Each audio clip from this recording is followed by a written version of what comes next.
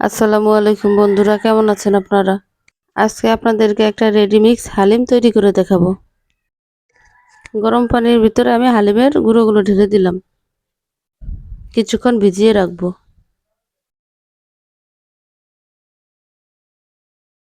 পাত্রটা আমি এক পাশে রেখে হালিমের জন্য আমি ব্রেস্তা তৈরি করব।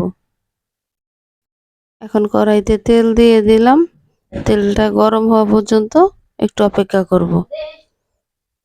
দিয়ে দিলাম পেঁয়াজ কাটা, পেঁয়াজগুলো একটু নেড়ে ভেজে নেব।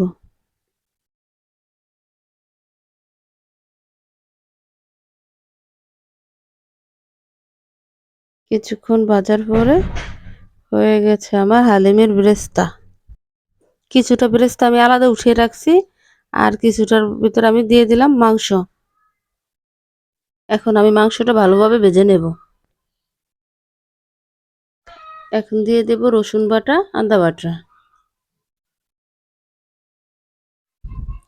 আদা রসুনটা আমি মাংসের সাথে একসাথে মিশিয়ে নিয়েছি। এখন দিয়ে দিলাম হলুদের গুঁড়ো। এখন দিয়ে দিলাম মরিচের গুঁড়ো। মাংসটা আমি একসাথে আবার কষিয়ে নেব।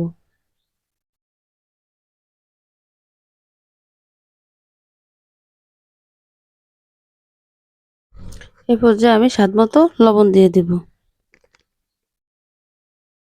মাংসটা আমার কষানো হয়ে গেছে। এখন দিয়ে দেব হালিমের মশলা।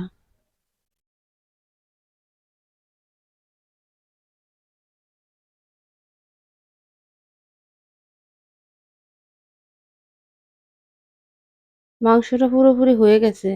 এখন মাংসের সাথে আমি মিশিয়ে নিব হালিমের গুঁড়োটা।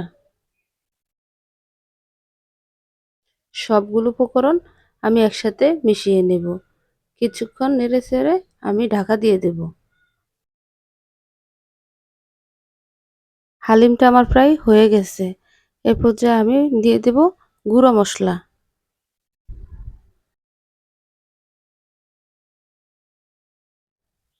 গুঁড়ো মশলা দিয়ে আমি আরো কিছুক্ষণের জন্য চুলায় রেখে দিয়েছি। এখন চুলা থেকে নামিয়ে নিয়েছি। হয়ে গেছে আমার হালিম তৈরি।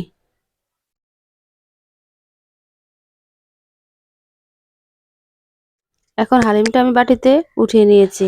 উপরে আমি দিয়ে দেব পেঁয়াজের বেরেস্তা, শসা, লেবু। হয়ে গেল আমার ঝটপট হালিম রেসিপি। কেমন হয়েছে সবাই জানাবেন। আসসালামু আলাইকুম, ভালো থাকবেন।